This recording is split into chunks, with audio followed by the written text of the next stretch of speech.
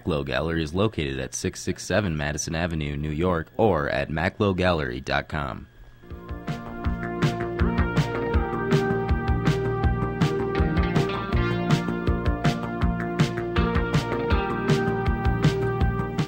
Jerry Bovino, we're back with Antique Week. We've got the Tiffany boys, Lary Matlick and Ben Macklowe, the cool guy and the heir apparent.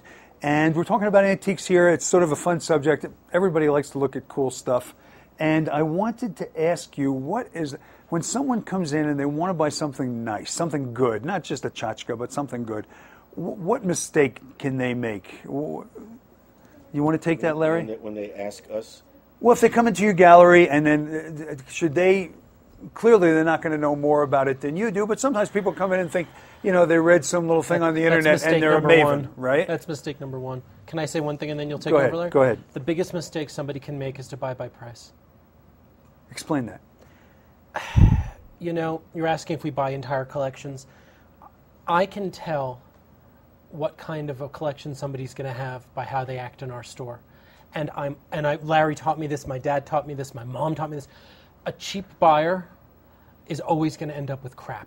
They're going to always end up with, they're real Tiffany lamps that are just ugly. They've got bad color combinations, or they look cartoony, or their color is very flat. They're butt ugly. They're not beautiful like this one. Exactly. But maybe that person has what we call a lead eye, and they don't see the difference. But usually it's that they're so afraid of being taken advantage of that they go for the lowest common denominator, and so they won't buy based upon beauty, they buy based upon price. Okay, that's an excellent point. And in general, my father always taught me, buy the best thing you can afford. He said, because you'll forget what you paid for it at some point, but you'll know whether you enjoy it. And it was good advice. And sometimes you can't afford a $4 million lamp, but buy the best one that you can afford. I could add to that statement. Buy the best you can afford from the best dealer of that in that area. It's really true. And it could be for anything. It doesn't only apply to what I do, but it applies to anything that you buy.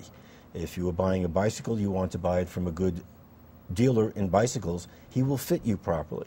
If it's going to be an automobile, he will service it properly. The same goes for the antiques. One of the things that we do and make sure that we do is buy the right thing, and we sell the right thing. We're proud of what we sell. It's our reputation. Many times a person will come to me, doesn't know who we are, and I try to point him in the direction of, look at who our clients are.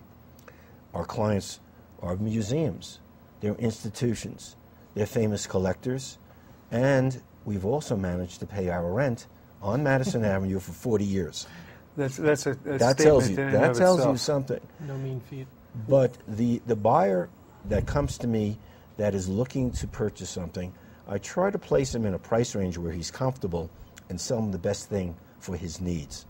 And to me, the buyer's needs is the most important thing. Okay, so in this example, you're specialists in high-end jewelry and Tiffany lamps, but someone who specializes in something different, and other dealers at this show will have maybe impressionist art paintings, which maybe that's not your forte. Right. And there's a little something ringing. So everybody has their niche, so to speak. That's true. How much has the internet changed your business? I would say, on the whole, it's helped. It's allowed us, because Larry has built an incredible website, and he's very savvy with search engine optimization and Google AdWords and all this stuff that I'm, as the 39-year-old, should be the one doing, but I leave it to him. So we're found a lot, not just for selling, but also for buying. It's been incredibly helpful. It's a really great way for us to stay in touch with our customers. Our clients really matter to us. And we matter to them. So, for instance, I was just in Richmond, Virginia for an incredible art opening at the museum there, a Tiffany lamp opening, a Tiffany Studios lamp, glass, etc. And so I blogged about it. And I got back all these comments from clients. One was in New Jersey and one was in Germany. And it creates a community. So that's something great about the internet. And that's really been good for us. Well, there's another part of it also. Buying, the opportunities of purchasing something. If something is for sale, let's say in France, or in Germany, or any other country, we can be there immediately without getting on a plane. Somebody could send us a photograph. Within moments, we know if we like it or not. We know if it's in the right price range for us. We then would start to ask many questions about it. And within a day, we could easily buy something that we'd never have a chance or an opportunity because we couldn't get there fast enough. How much has the price competition enhancement of the internet cut your margins?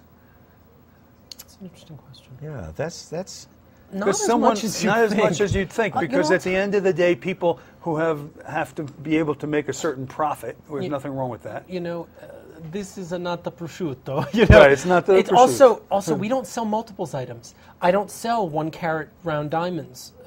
We sell jewelry. It's about taste and aesthetics, about art history, about who made it, and so that does take it out of the well. I see 3 of them somewhere else. But it's easier to have margins on a one-of-a-kind Also, piece I mean, where it's not margins. It's a matter of having something that somebody can't say to you, I want it for 20% less because he has it for 20% less. I don't mind giving somebody a legitimate discount, but I don't have the competition when I have pieces that are so unique to make the buyer happier. I once sold something to a customer. The price was something like $30,000, and he bought it for 24 or 23. And after he bought it, beating me up, and he was happy as could be, I heard the next day from his friend, I understand so-and-so bought something from you that's worth at least $40,000. He was so happy that he bought something that was great. Yeah. So the internet basically is a net positive to the collectible. Sure. Do you ever buy on eBay or sell on eBay? The quality isn't there. No. Not for what we sell. It's I would say maybe 10 pieces a year are worth buying for us, and it takes up too much time. Are there Tiffany lamps on eBay? Will you see them? All the time. But they're all And fake. genuine Tiffany lamps. Oh, they're No, fakes they're too. all But fake. yeah. They're fake, or they've been rebuilt to a point we could not sell them. Mm-hmm. Yeah, with new glass and. And it's important to disclose to the potential buyer what if this little thing was chipped and repaired. You disclose that. Oh, absolutely. Yeah. We've got nothing to hide. Yeah. You know, as we were talking about before with having to move inventory, there's not a single piece, even our multi-million-dollar lamp that Larry told you about, that's expensive enough to be worth losing our reputation. Because basically, all of our clients are from other people being happy about us. Larry, how important? I always maintain that business is about personal relationships. That's really what it is. At the end of the day. End of the day. Personal relationships are everything. And I always used to teach my doctors that all things being equal, that people will do business with a friend. And even if they're not equal, a lot of times they'll still do business with a friend. And so it's important to know your patients, know your doctors, in your case, know your clients.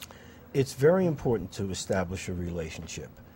My theory, and this goes back when we first started business, was to treat a client the same way I wanted somebody to treat me. We give extra care, extra help, and we become their friend and help them to purchase something. It might not be from me. They might buy it from somebody else. They ask for advice, we give them advice. Everything comes along in the package that we don't charge for. They need it there tomorrow, it gets there tomorrow.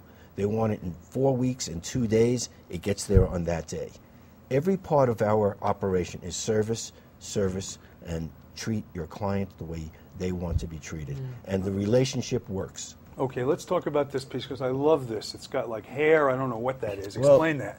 This goes back to the same concept where Tiffany was using light for the first time in sculpture. This particular piece is a rendition of a very, very famous American dancer in the day, 1900. Her name was Loie Fuller. Loie Fuller did a dance of veils, and she did a dance of light. She had sticks attached to her hands, or to her arms, and she had the veils attached to that. And she twist and she twirl, and they would be 13 feet in the air. At the same time, she had lighting that she designed, and it would glow, and at the same time, the shadows would be dancing. They built a theater for her at the 1900 exhibition in Paris.